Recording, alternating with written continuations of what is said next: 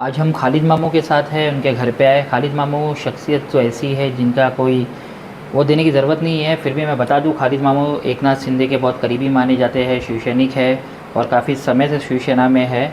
और जो relief fund के ऊपर काम हो रहा है, medical CM relief fund, chief minister, तो साउथ मुंबई की बहुत बड़ी जिम्मेदारी निभा रहे हैं और उसका बहुत लोग मेडिकल इसमें लोग बहुत इसका फ़ायदा भी उठा रहे हैं। खालिद मामू, आज आपके पास आने की वजह मेन तो ये थी, क्या हाल ही में आपने देखा होगा क्या नीतीश राणे की एंट्री हुई बी वार्ड में। वो कॉन्स्टिट्यूंसी कुलाबा पड़ती है, जो वाकई खुद एमएलए सरकार के हैं, नार्वेकर सर।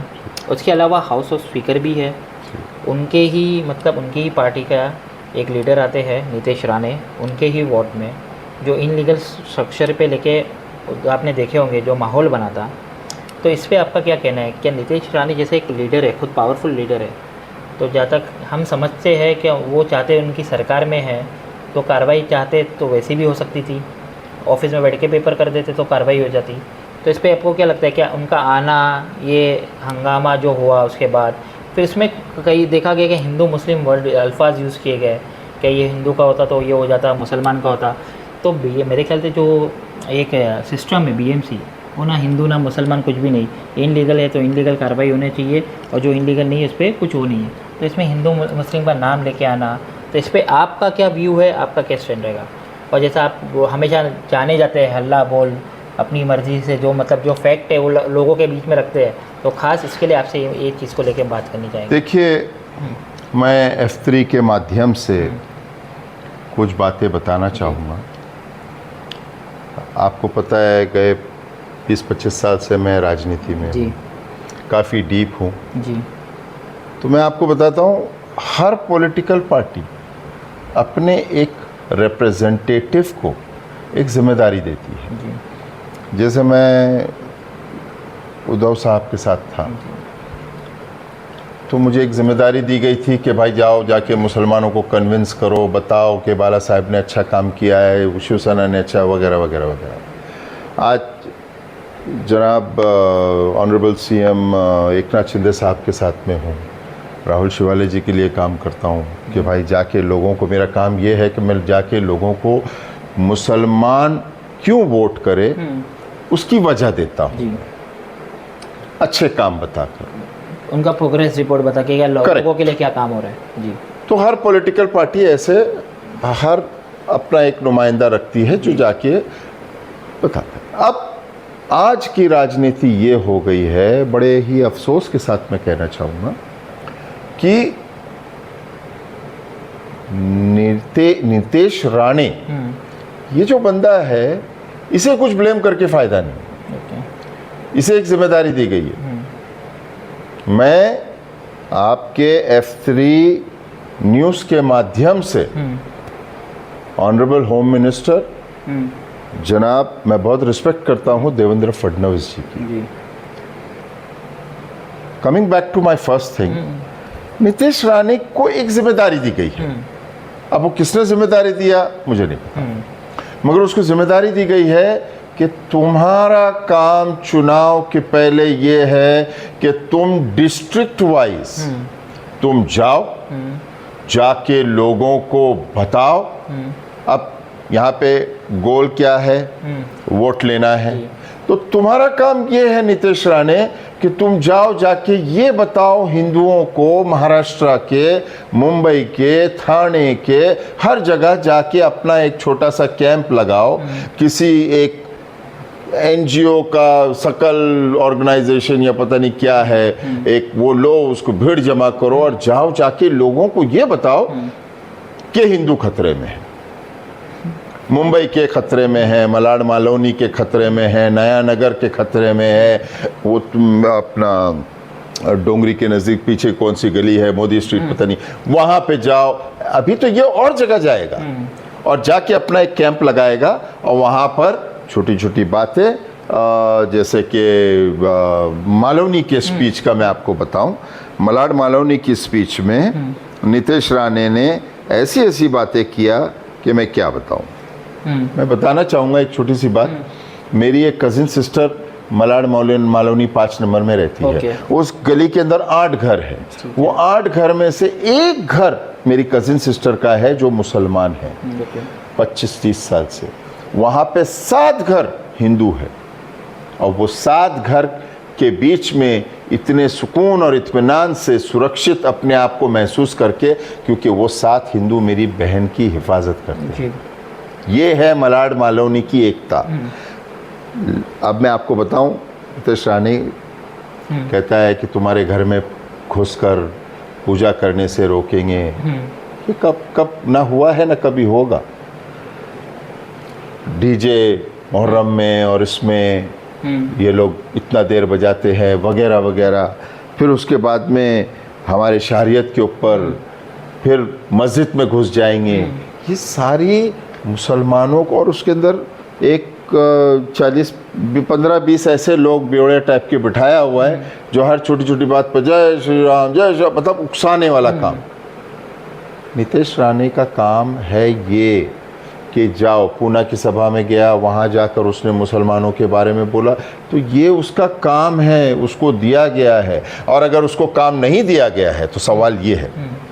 तो मामू एक चीज़ बताइए, होल्ड ऑन, अगर उसको ये काम नहीं दिया गया है तो फिर हमारे ऑनरेबल गृह मंत्री इस पर एक्शन क्यों नहीं लेते? वही पूछना चाह रहा था आपसे कि इस पे एक्शन क्यों नहीं होता है? क्यों नहीं एक्शन? अगर कोई और बोलता है, कोई ऐसी मजहबी कुछ एक मिसाल भी देने चले जाता है तो उसमें अगर मेरी इस बात को गलत साबित करना है कि नहीं, तो फिर मैं honourable home minister of Maharashtra state से ये सवाल करता हूँ, एक महाराष्ट्रियन नागरिक होने से, एक हिंदुस्तानी नागरिक, एक मुसलमान होने के नाते, कि वाई, क्यों हेट स्पीच इसके ऊपर अप्लाई नहीं होता है और पुलिस की ऐसी क्या मजबूरी है जो इसके ऊपर केस नहीं ले रही है? मुझे कोई इसका जवाब दे।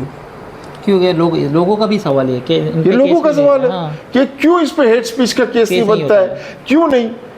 अगर मैं अभी आपके चैनल के माध्यम से कुछ ऐसा कह दूं जो हेट स्पीच के दायरे में आता है तो डेफिनेटली, लेकिन नितेश राणे के ऊपर एफआईआर क्यों नहीं होता है, इसका सवाल, इसका जवाब कौन देना चाहिए?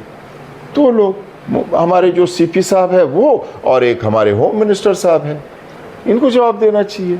तो ये रही बात नितेश राणे को लेकर। मामू एक चीज़ मैं बता, जैसा अभी इलेक्शन का माहौल चालू होगा, रमज़ान भी है ना, एक मुस्लिम कम्युनिटी के लिए रमज़ान है, उसके बीच में अभी शायद 10 दिन में अतार संहिता लग सकती है, 6-7 दिन में लग जाएगी शायद अतार संहिता। इलेक्शन का माहौल रहेगा, तरह तरह की बातें होगी। तो आप जो मुंबईकर है, ना हिंदू ना मुसलमान, मुंबईकर की बात करते हैं हम, महाराष्ट्रन की बात करते हैं हम, जो सारे महाराष्ट्रन लोग हैं उनके लिए आपका लोगों के लिए पैगाम क्या रहेगा? कि जैसा इलेक्शन का भी माहौल है और फेस्टिव भी माहौल है, तो इसमें लोगों को, जैसा अभी इलेक्शन के भाषण चलेंगे, बातें होगी, मुसलमान को क्या पैगाम जी? मुसलमान तो बेचारा खामोश चुपचाप खड़ा है हाथ बांध कर। जी। उसे ये बोला जा रहा है कि तुझे चुन चुन के मारेंगे।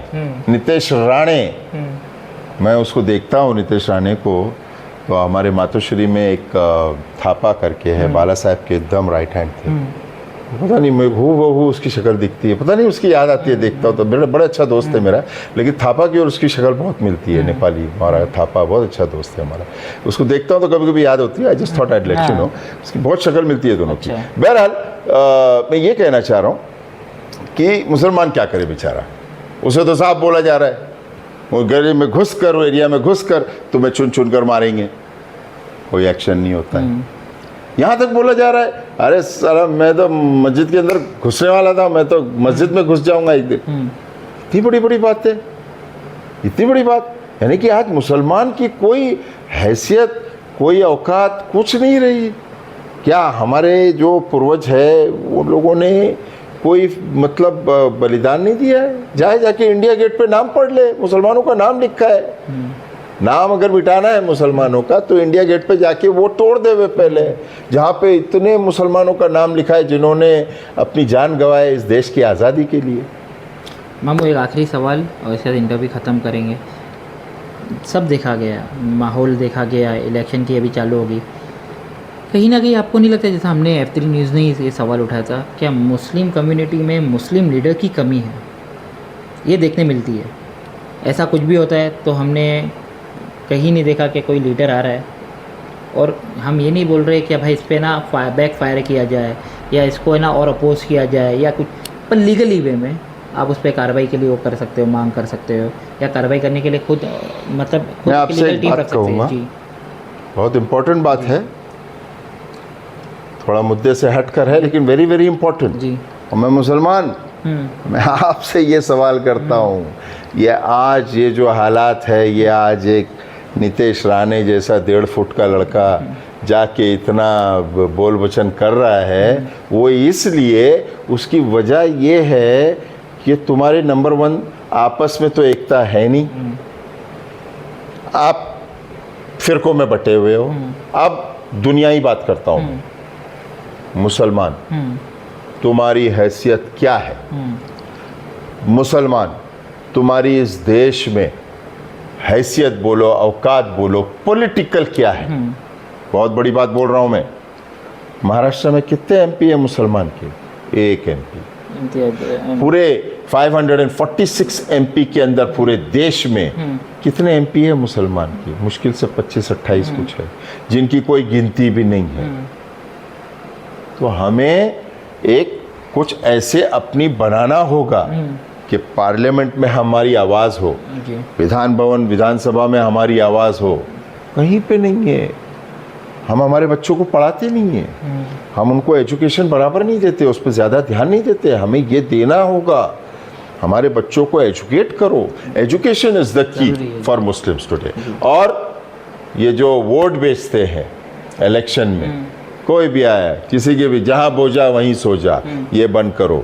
ये जो अंगूठा है, ये जो है अंगूठा, मुसलमानों अपना ये अंगूठा इलेक्शन में बेचना बंद करो 1000, 2-3 हज़ार रुपये के लिए। आज 3000 रुपये में, मैं आपको पता है लोनावला में मेरे पास 16 कुत्ते हैं, उन 16 कुत्ते में से एक भी कुत्ता 3000 का नहीं मिलेगा। कम से कम 18 भी। तो आज के ज़माने में एक कुत्ता नहीं मिलता है, एक कुत्ता नहीं मिलता है, और मुसलमान अपना अंगूठा बेच देता है। मैं नहीं कहता हूँ हर मुसलमान ऐसा है, लेकिन मेजॉरिटी मुसलमान ये अंगूठा 1,500-2 हज़ार रुपये में बेच देता है। वो 1,500-2 हज़ार जिसके अंदर एक अच्छी नस्ल का कुत्ता भी नहीं मिलेगा आपको। तो ये है मेरा मुसलमानों को, और संयम बना के रखे, सब्र रखे। ये इलेक्शन का दौर है, ये सब चलता आया है और चलता रहेगा। हम हमारा सब्र करें। अल्लाह ताला फरमाता है, आप सल्लल्लाहु अलैहि वसल्लम फरमाते हैं सब्र करो। तो ये मेरा मुसलमानों को। ये थे खालिद मामू। जैसा हमेशा मैंने कहा है कि बोलने के लिए माने जाते हैं और दिखाई भी देते हैं, इनका अपना अंदाज़ है। और फिलहाल इलेक्शन का माहौल शुरू होगा तो मामू से बहुत बार मुलाकात भी शायद हमारी होते रहेगी। हमारे से बने रहे। मैं जुनेश शेख, F3 न्यूज़ की तरफ से। Thank you very much.